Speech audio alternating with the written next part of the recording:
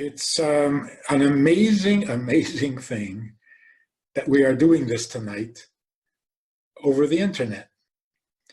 Because if you remember, not so long ago, people considered the internet the ultimate evil, the enemy that's going to destroy life, is going to ruin our children, is going to break up marriages. Well, it did do that. But we now see the positive side. The amount of Torah learning that's going on today online, like we're doing tonight, it's unbelievable. Anybody who knows how to read Hebrew is online teaching a class. Some people who don't know how to read Hebrew are teaching classes. So it just shows how if you look a little deeper, you get past the ugliness and you find the godliness. Which leads us directly into the story of Adam and Eve. Because on the surface, the story of Adam and Eve is a terrible story. Full of questions. Very quickly, I'll give you the whole list. God creates Adam and Eve, puts them in the Garden of Eden, and he says to them, or to him, of all the fruits of the trees, of all the trees in the garden you may eat, except for the tree of knowledge, good and evil, you may not eat from it, for the day you eat from it, you will die. An hour later, Adam ate from the tree, an hour after being told not to. That was a busy Friday, that Friday. In the 9th hour, they were told not to eat. In the 10th hour on the day, they ate. Now God comes to Adam and says, you ate from the tree I told you not to eat from? He says, it's her fault. She made me do it. God says to Chava, what did you do? Chava says, the snake. God says, because you did this, you're going to suffer pain in childbirth.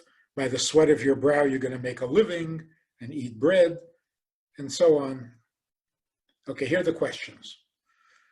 Question number 1. Don't eat from this tree. For the day you eat from it, you'll die. Did death mean anything to Adam and Eve? They were 9 hours old. Did they already have a survival instinct? Were they afraid of death?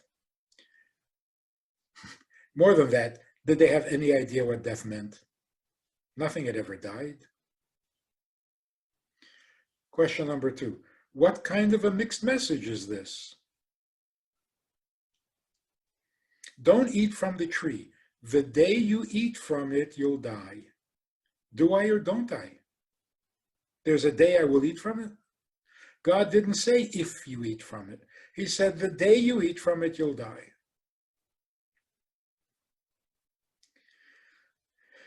After they eat from it, which is absolutely shocking and surprising, how could Adam do that? If God spoke to you face to face, up close and personal, and told you not to do something, would you not at least wait till after the weekend? An hour later? This is not believable. Particularly since Adam did not have a Yetzer Hara. He didn't have an evil inclination until after he ate from the tree.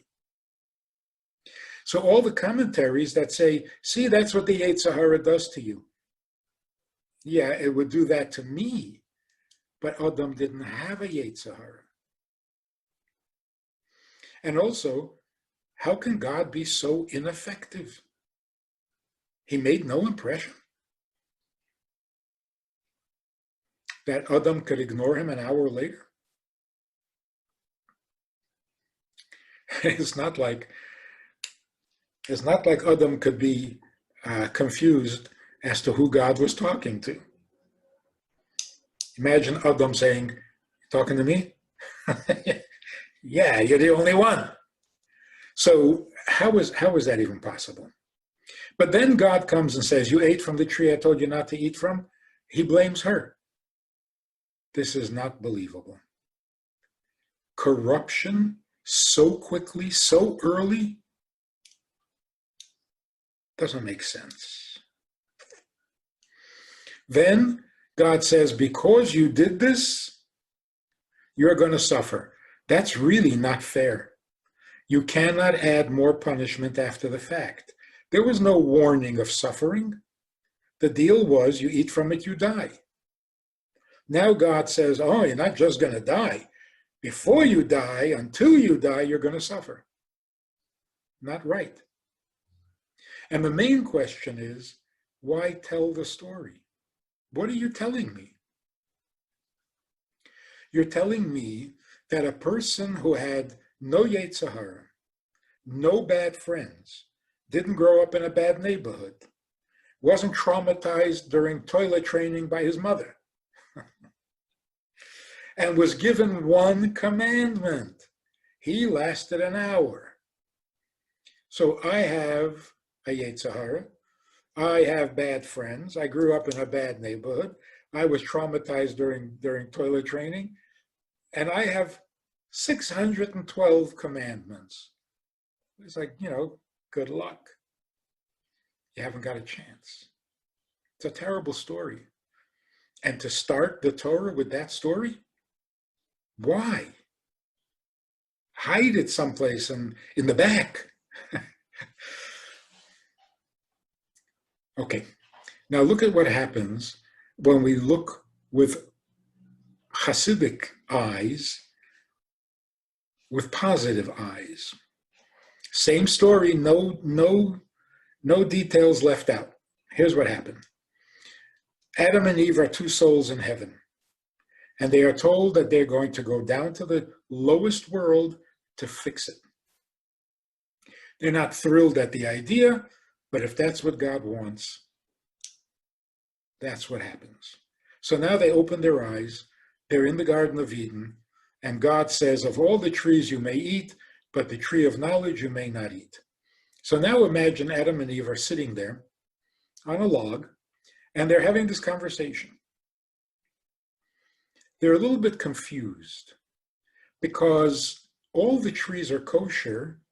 They don't need fixing. There's one tree that's not kosher that needs to be fixed, and God says, don't eat from it. So they were wondering, what happened to our job? Where is our mission? We're supposed to fix the world. Fix what? Adam particularly was puzzled. Chava said,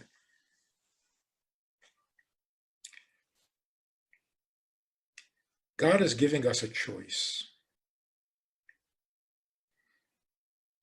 Eat from the tree and live, don't eat from the tree and live, or eat from the tree and die. Two options. As far as we're concerned, either one is good. So Adam said, well, then let's not eat from it and be righteous. Chava said, ready for this? Chava said, God wants us to eat from it. Adam said, how do you know that?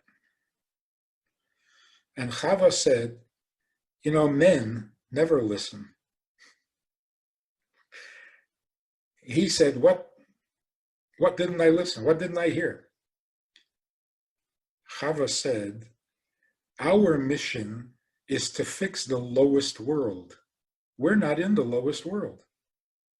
When God said, eat from the tree and die, he's telling us there's a lower world, a world of mortality. We're living in a world of immortality. Here we have no job. Our job is waiting for us in the lowest world. So he wants us to eat from the tree and go down to the lowest world, and there we have our mission waiting for us. Adam said, you're pretty smart. Makes a lot of sense. So he ate.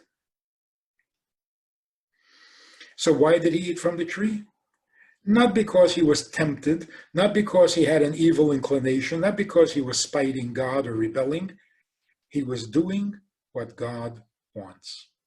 In other words, his soul had come down to the Garden of Eden, but not to where it needed to be. So when Adam said, why would God put us here if he wants us there? Chava said, because God always takes us to the threshold, to the border. The final step, he wants us to volunteer. He wants us to choose it willingly. So now God comes and says, you ate from the tree I told you not to eat from. We obviously immediately assume that God is angry. Isn't God always angry? God is marveling. How did you know? He's asking Adam, how did you know that that's the right thing to do? And Adam, being a pure, saintly, untainted soul, said, I didn't know. She knew. Didn't you say it's not good for man to be alone? So now God asks Chava, how did you know? She says, the snake described what the world would be like if we ate from the tree, and it sounded like that's what we needed to be. God says, great. Now, let me tell you what it's like in that world that you volunteered to fix. There's pain. There's the sweat of your brow. It's not like the Garden of Eden, where you have everything prepared for you. It's a rough world. Thank you for volunteering to fix it. So now it's a completely different story. First of all, we can stop blaming Chava for everything bad. She's not the villain, she's the hero. Secondly, it's the perfect story to start the Torah with. You're going to start the Torah by saying, here are the mitzvahs through which you can fix the lowest world and elevate it to the highest level. Well, before I tell you that, I got to tell you how you ended up in the lowest world. Your grandmother, she had the wisdom and the courage to volunteer for this job. So, go for it. Fix the world. She knew it would take 5,780 years, but what's 5,000 years? Before you know it, it's over. One more thing. What Adam and Chava were really discussing is what's going to be with the children. They weren't worried about themselves. In the Garden of Eden, out of the Garden of Eden, it made no difference to them. Live, die, made no difference. But they're going to have children. What's going to be with the children? Here were the options. Don't eat from the tree. Your children will be in the Garden of Eden forever. They will be tzaddikim. They'll be perfect saints. Or eat from the tree, go down to the lowest world. There you'll have your mission, but your children probably will not all be tzaddikim. They're going to have to do tshuva at the end of days. So Adam said, let's not eat from the tree. And our children will all be saints and tzaddikim. What could be better? Chava said, the Baal Tshuva is greater than the tzaddik. I want my children to be Baalei Tshuva. And when she convinced him that a Baal Tshuva is higher than a tzaddik, Adam agreed to eat. Now when God comes to Adam and says, you ate from the tree I told you not to eat from, how did you know? How did you know that a Baal Tshuva is greater than a tzaddik? It's written in the Gemara, but the Gemara hadn't been written yet. And Adam said, she knew. Why did she know? Because when it comes to children, you trust the mother. The issue now was the children. What's best for the children? You always trust the mother. And here's the proof that all of this is correct. The next verse in the Torah, right after describing the lowest world with all of its pains and the sweat of the brow and all the rest of this, Adam names his wife Chava because she is the mother of all life. Isn't that amazing? How did we miss it all these years? She just brought death into the world according to the traditional understanding. She's the mother of all death. He goes and names her life. So obviously, we're missing the main part of the story. What she did is she brought life to the world, not death. What does life mean? The ability to fulfill your purpose for which you exist. She's the mother of all life. Adam was proud of her. He was thrilled that she had guided him in the right direction. And here we are now, fulfilling Grandma Chava's vision. You see how a little Hasidus can change a very negative sounding story into the story of everything. It's what we're all about. So when you start the Torah, you sit down with your child and you say, the first thing you need to know is Grandma was brilliant.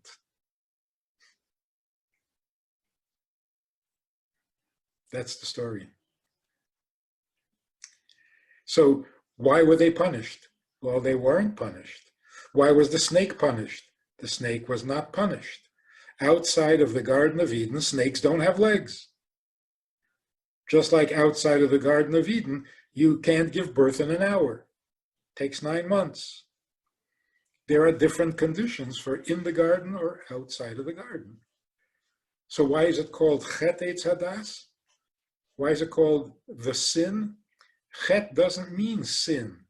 Chet means a step down. It was a giant step down. But there was nothing sinful, nothing malicious, nothing unholy. Let's see, one final question. God said, don't eat from the tree.